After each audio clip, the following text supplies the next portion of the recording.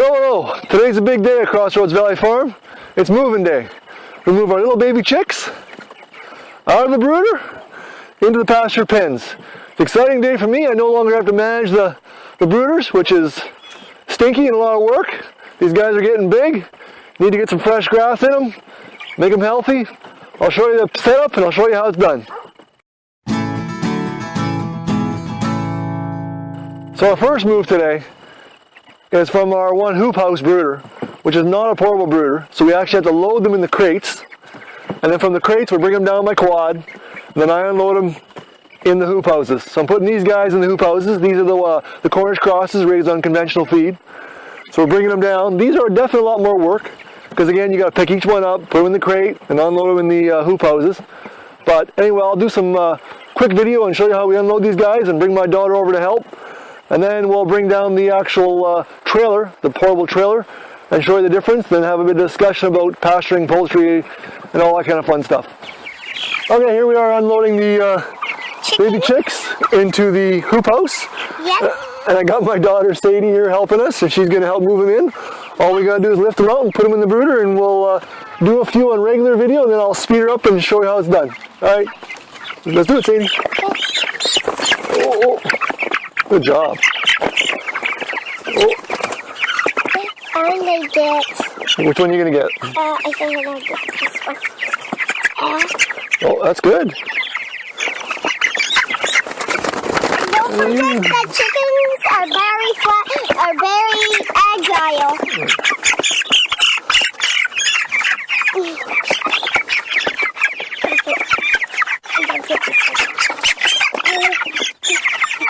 I'm going to splash away on my face. Get these ones. I can't get these ones. There you can. There you go. There. Get them. Okay, come here. Get here. Get here.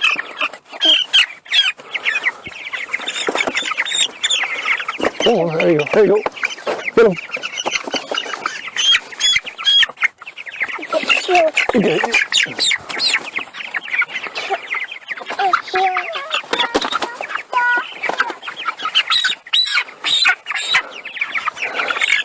All right, two more.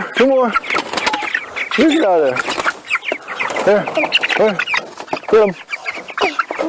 Oh, get them. All right, last one. There we go, and we're all done. So here we are out in the field. It's a windy day today. Apologize for the jitterness, but I've pulled the portable brooder with 100 chicks out with my quad to unload into the pastured pens. And much easier doing this way. All I have to do is simply pull up the top and take them out one by one and drop them right into the pasture pen. So pretty straightforward, pretty easy, no crates involved, much better method. We'll unload a few for you and show how it takes.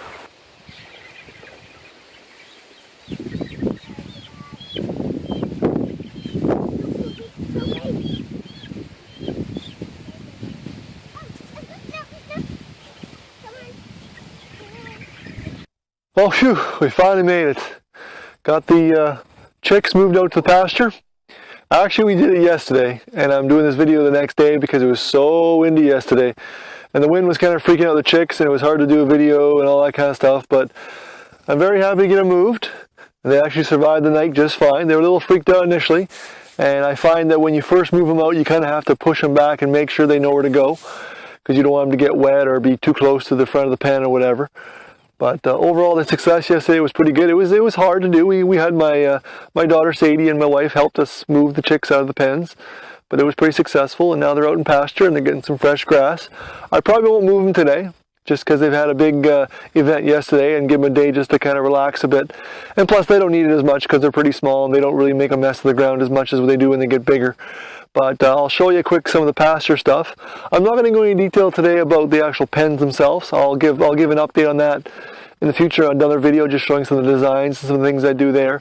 But I'll maybe give you a little explanation of some of the pasture management I do here. But really pleased with how they're looking.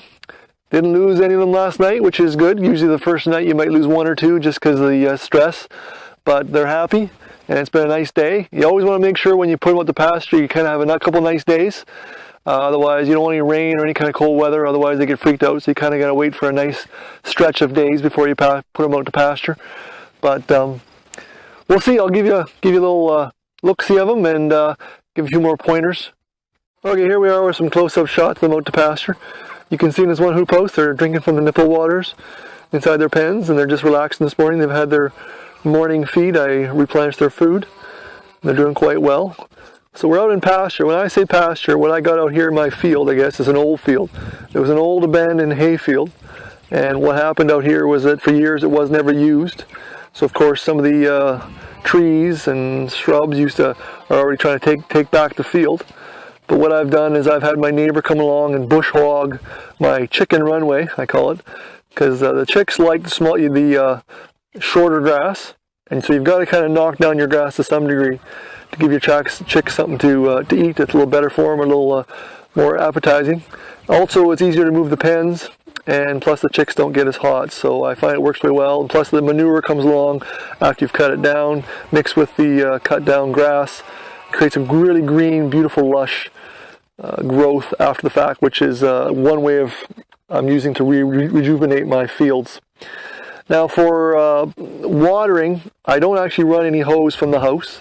What I do is I have a 55-gallon drum over here on a little mini trailer that I use my quad to pull around, and I basically fill it up every 2 to 5 days depending upon how fast the chicks are drinking water. When they're young like this, they only drink maybe a 5-gallon bucket every day and a half, but when they get older they go through a lot more water, so I'm definitely making a lot more trips to the house to fill up that bucket. But I find with the number of pens I have right now, it works quite well. If I actually expand in the future, I'm going to have to look at other options. But no, I really like the pasture system. I find that each chick gets a lot of fresh pasture, fresh grass this way. What happens, I kind of figured out that each chick gets anywhere from 30 to 50 square feet per bird.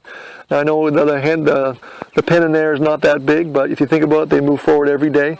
And every day they get fresh pasture and they get fresh bedding, which is basically, so they don't sit in their own poop, and plus they get fresh grass to eat.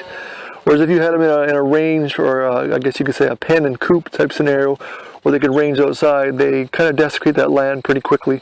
I know my hens, when I put my hens out in my electronet fencing, they will pretty much knock down the area within a week, and I almost have to move them every week or so. So you really got to look at the what you're getting as far as beneficial when you move them. But no, overall really happy, and we'll give you future videos about the pens and about some of the feeding systems and the watering systems and how I do things here in Crossroads Valley Farm. Thank you.